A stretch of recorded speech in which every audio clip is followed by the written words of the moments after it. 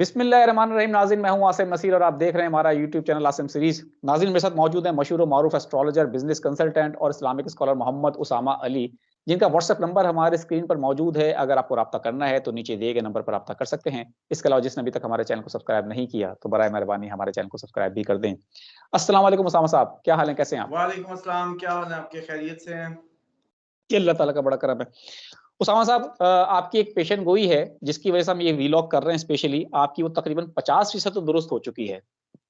अब बाकी 50 का हम आपसे पूछेंगे वो कब तक दुरुस्त होगी। आपने बहुत पहले हमारे एक वीलॉग में कहा था कि लतीफ़ खोसा जो है, हो सकता है कि पाकिस्तान तहरीक इंसाफ जॉइन कर लें। उनको इमरान खान दावतनामा भेजेंगे।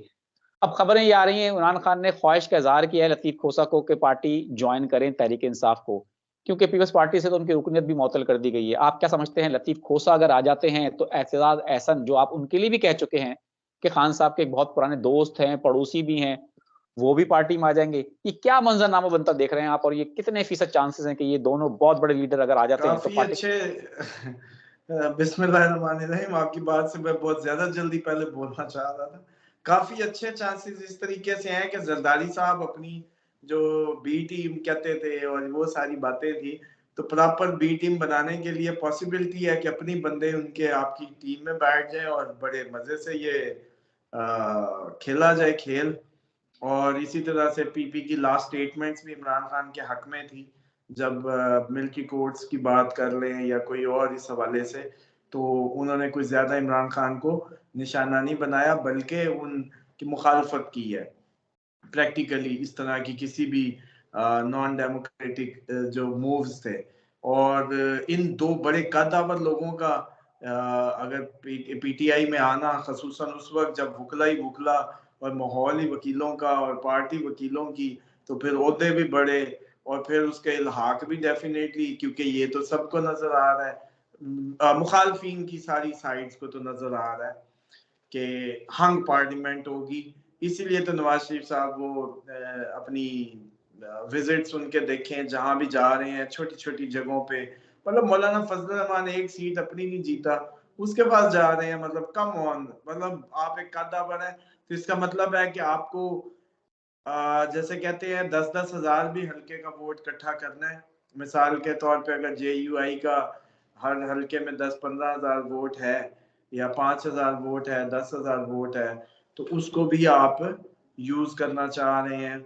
आप इतनी इस हालत में हैं और ये एटीट्यूड ही बताते हैं आपकी पॉलिटिकल जो स्टैंडिंग होती है।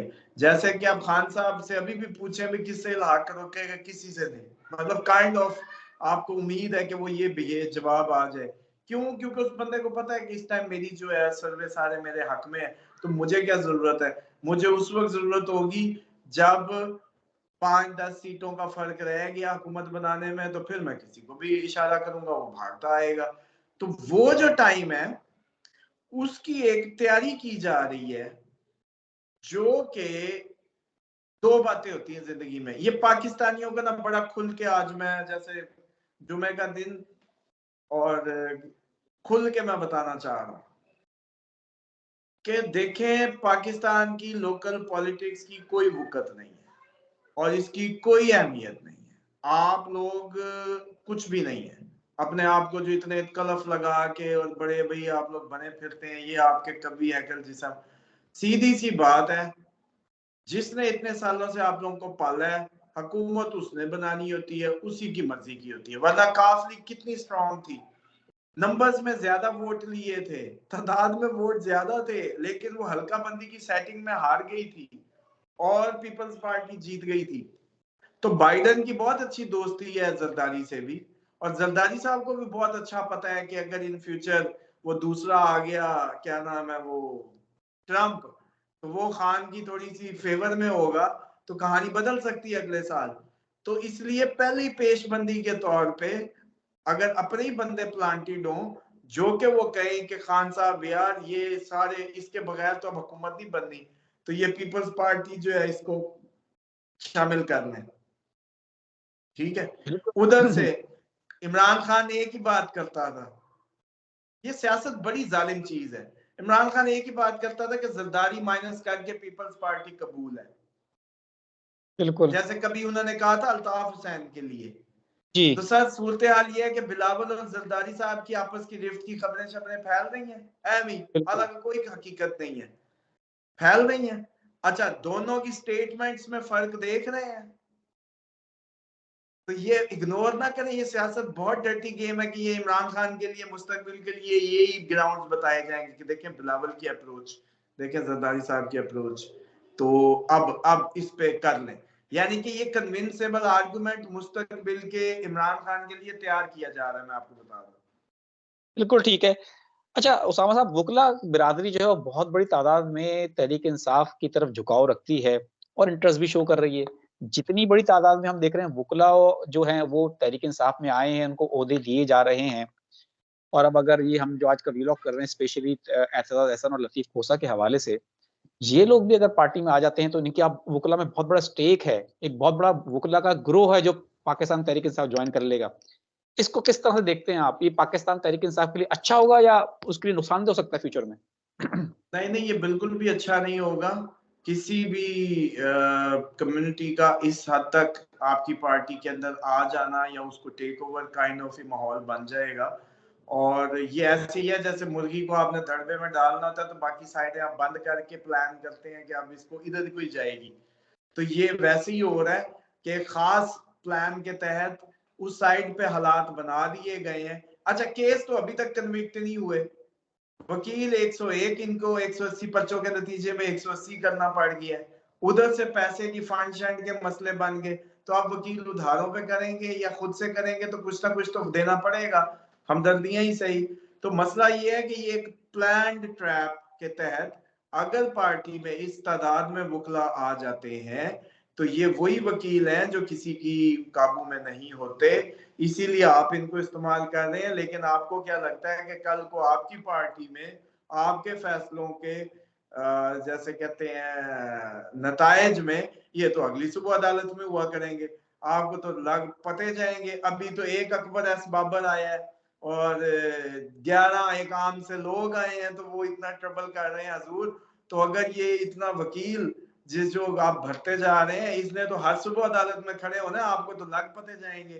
तो मैं ये समझता हूं इनसे कहीं ज्यादा बेहतर था कि अच्छे पढ़े लिखे एक्स जो आर्मी ऑफिशियल्स, एक्स ब्यूरोक्रेट्स, जिनका करेक्टर और डेडिकेशन, और बल्कि वो जिनके पास आपको चल के जाना पड़े, ये सबसे बड़ी अलामत है।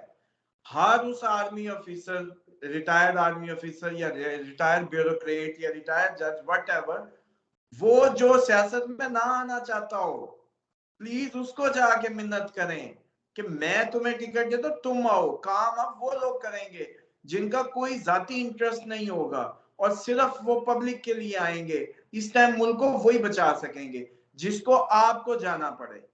मतलब नवाज शरीफ साहब अगर अपनी पार्टी या उसके लिए, फजल रहमान साहब एक सीट अपनी भी हारे थे, बेटे की पता नहीं वो कैसे मतलब वो मामला हुआ, तो उसके पास चल के चले गए, काफली के चले गए।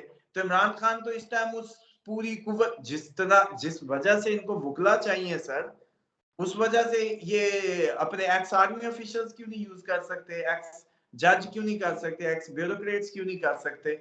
वही फंक्शन करेंगे ना।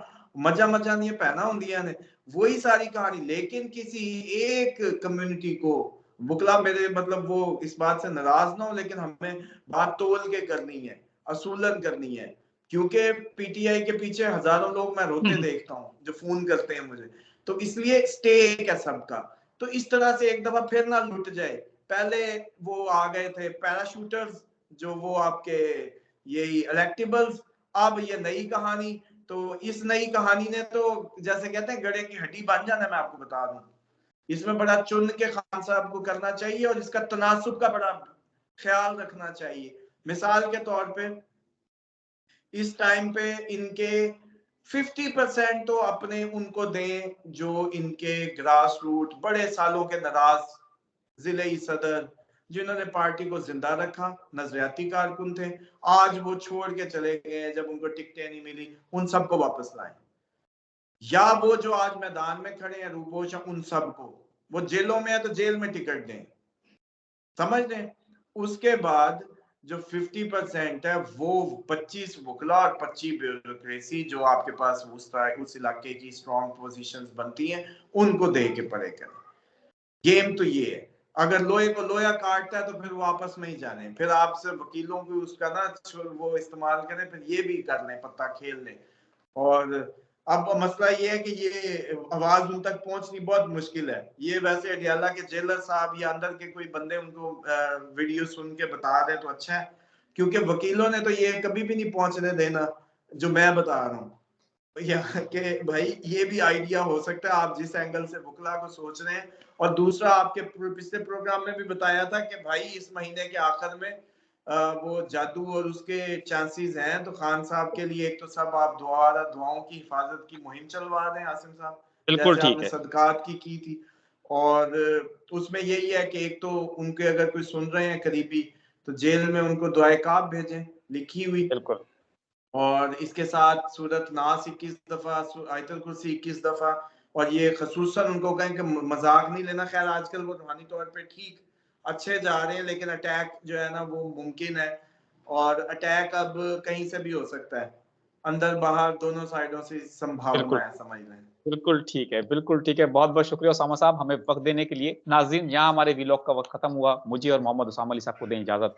आखिर में हमारा वही पैगाम है, मुस्कुराएं, प्यार बांटें और अपने आसपास के लोगों का ख्याल रखें। खुदा हाफिज।